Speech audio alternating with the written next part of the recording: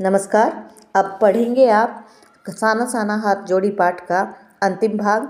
जैसा कि मैंने इससे पहली वीडियो में आपको बताया था, लेखिका और उसके साथी लायुंग में ठहरे, जो कि एक छोटी सी बस्ती थी और दूर दूर घर बने हुए थे। एक लकड़ी के घर में वो ठहरी, हाथ मुंह धोकर तुरंत तीस्ता नदी की ओर चल दी। उसने देखा पेड़ पौधे झूम रहे हैं, मध्यम मध्यम हवा चल रही है, बाहर परिंदे और लोग अपने घरों को लौट रहे हैं। बौद्ध मंदिर में घंटियों की आवाज़ें आ रही हैं। सब कुछ अपनी लय में, अपनी ताल में बहुत अच्छे से चल रहा है। अंधेरा होने पर लेखिका शिलाओं से होकर गुजरती हुई, पत्थरों से होकर गुजरती हुई नदी की धार यानी तीस्ता नदी तक पहुंची और अंजुली में पानी भरा। हमारे यहाँ पर हिंदू धर्म में अंजुली में पानी लिया जाता है और एक संकल्प किया जाता है किसी भी यज्ञ से पहले, किसी भी अच्छे काम से पहले, ताकि वो कार्य निर्विघ्न पूरा हो। अब लेखिका ने सोचा कि मैं क्या संकल्प लूँ, यहाँ पर तो सब कुछ ही अच्छा है। उनका जो ड्राइवर था जितेन नार्गे, उन्होंने थोड़ी लकड़ियाँ इकट्ठी करके आग जला ली थी और वो लोग गेस्ट हाउस में, छोटे से गेस्ट हाउस में जो लकड़ी का बना हुआ था, तेज़ धुन पर नृत्य करने लगी। जो उनकी साथी थी मनी, उसने भी वहाँ पर नृत्य किया। अब लायुंग की सुबह की बात करते हैं। बेहद शांत, कोई शोर शराबा नहीं। वहाँ के अधिकतर लोग, देखिए ये भी वहाँ के सामाजिक रहन सहन में ही आता है कि वहाँ के लोग किस तरह के व्यवसाय करते हैं, खेती करते हैं। वहाँ के लोग आलू, धान और दारू का व्यापार, ये 3 तरह के व्यापार या खेती करते हैं वहाँ के लोग। सुबह लेखिका अकेले ही टहलने निकल गई, क्योंकि उनको ये था कि उन्हें बर्फ़ देखनी है। हालांकि सी लेवल से, जो समुद्री स्तर से 14,000 फीट की ऊंचाई पर वो लोग थे, लेकिन बर्फ़ नहीं मिली। एक सिक्किमी नवयुवक ने बताया, देखिए बड़ी इम्पोर्टेंट बात आ रही है और अक्सर यहाँ पर एक प्रश्न बोर्ड में पूछा जाता है। उस नवयुवक ने बताया, प्रदूषण के चलते स्नोफॉल लगातार कम होती जा रही है। यदि मैं कटाव चली जाऊँ, कटाव वहाँ एक जगह थी जो वहाँ से 500 फीट की ऊंचाई पर थी। अगर मैं वहाँ चली जाऊँ तो मुझे शर्तियाँ वहाँ पर बर्फ़ देखने के लिए मिलेगी। कटाव यानी भारत का स्विट्ज़रलैंड। कटाव जो कि अभी तक टूरिस्ट स्पॉट नहीं बना था। टूरिस्ट स्पॉट बनने के कारण वो सुर्खियों में नहीं था, लोग नहीं जानते थे और उसके प्राकृतिक स्वरूप से भी अनभिज्ञ थे। लेखिका ने निश्चय किया कि वो बर्फ़ देखने के लिए कटाव जाएगी। फिर उसके बाद उनका सफ़र कटाव की ओर शुरू हो जाता है। कटाव तक और भी खतरनाक रास्तों ने उनको मौन कर दिया था। सांस रोके हुए वो चुपचाप देख रहे थे। जगह जगह चेतावनी लिखी हुई थी, if you are married divorce speed. थोड़ी और आगे चले, वहाँ लिखा हुआ था, दुर्घटना से देर भली, सावधानी से मौत टली।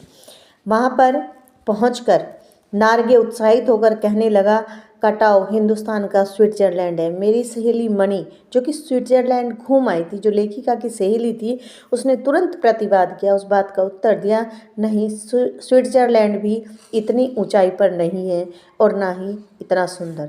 जैसे ही वो कटाव के पास पहुँचे, ऐसा लगा जैसे किसी ने सफ़ेद पाउडर छिड़क दिया हो।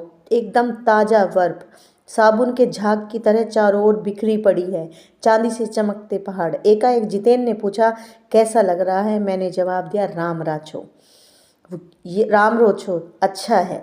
तो राम रोछो जो शब्द कहे गए हैं वो नेपाली भाषा में है और अपनी नेपाली भाषा सुनकर जितेन खुश हो गया। उसके बाद सभी सैलानी जीप में से उतरकर बर्फ़ में कूदने लगे। वहाँ सर्वाधिक बर्फ़ थी, घुटनों तक नरम नरम बर्फ़। ऊपर आसमान और बर्फ़ से ढके हुए पहाड़ एक हो रहे थे। सब अपने बर्फ़ में लेटकर अपने कैमरों से वहाँ की रंगत को अपने कैमरों में भरना चाह रहे थे। लेखिका भी चलना चाह रही थी बर्फ़ में, लेकिन बर्फ़ में पहनने के लिए लंबे लंबे जूते उसके पास नहीं थे। उसने सोचा किराए पर ले लूं, लेकिन वहाँ पर कोई दुकान नहीं थी। क्यों नहीं थी? क्योंकि कटाव में कोई भी टूरिस्ट स्पॉट नहीं बना था। देखिए, अगर वहाँ टूरिस्ट स्पॉट बनता, लोग वहाँ जाते, वहाँ गंदगी फैलाते, वहाँ पेड़ कटते, वहाँ पर वहाँ का जो प्राकृतिक छवि थी वो खराब होती और दुकानें बनती, दुकानें बनने के बाद और वो पोल्यूशन होता, तब वहाँ पर बर्फ़ गिरनी कम हो जाती। तो वहाँ पर दुकान का न होना, टूरिस्ट स्पॉट न बनना कटाव के लिए एक तरह से वरदान है। अचानक लेखिका ने सोचा, हो सकता है ऋषि मुनियों ने वेदों की रचना यहीं पर की। सर्वे भवन्तु सुखिना का मंत्र भी शायद यहीं पाया। ये इतनी सुंदर जगह है कि बड़े से बड़ा अपराधी भी यहाँ आ जाए तो करुणा का अवतार बुद्ध बन जाए। मणि ने अभिभूत हो माथा नवाया और कहा, कितना ऋण है इन नदियों का, इन पहाड़ों का हम पर। प्रकृति की कितनी सुंदर योजना है जल एकत्र करने की। सर्दियों में उसको बर्फ़ के रूप में इकट्ठा करते हैं और गर्मियों में वो बर्फ़ पानी के रूप में पिघल कर आती है, जो लोगों के गलों को, खेतों को, सब जगह तरावट पैदा करती है। अब आगे देखिए, वहाँ से वो चलते हैं अपनी मंजिल की तरफ। मंजिल क्या थी उनकी? युमथांग। आत्मा की अनंत परतों को छीलता हुआ हमारा सफ़र अब थोड़ा और आगे बढ़ा। इक्की दुक्की फौजी छावनियाँ देखी, बॉर्डर एरिया था। पता लगा थोड़ी दूर पर चीन की सीमा है। एक फौजी से मैंने कहा, इतनी कड़कड़ाती ठंड में, जब कि देखिए अप्रैल के महीने की बात है, इतनी कड़कड़ाती ठंड में उस समय तापमान -15 डिग्री था, 15 डिग्री सेल्सियस था, आप लोगों को तकलीफ़ होती होगी। तब फौजी जवाब देता है, आप चैन की नींद सो सके इसलिए हम यहाँ पहरा देते हैं। फेरी बेटूला, फिर मिलेंगे। आगे गए, एक फौजी छावनी के बाहर लिखा हुआ था, we give our today for your tomorrow. मन उदास था थोड़ा सा उन फौजियों को देखकर कि उनकी ड्यूटी कितनी मुश्किल है, कितना मुश्किल समय में ये पहरा दे रहे हैं। ऐसी ठंड जहाँ पोष और माघ यानी दिसंबर और जनवरी के महीनों में सिवाय पेट्रोल के सब कुछ जम जाता है, जहाँ पर इन खतरनाक रास्तों से गुजरते हुए हमारे प्राण काँप रहे हैं और ये रात दिन यहीं पर रहते हैं। देखिए इतनी ठंड थी वहाँ पर अप्रैल में, जहाँ -15 डिग्री सेल्सियस टेम्परेचर था।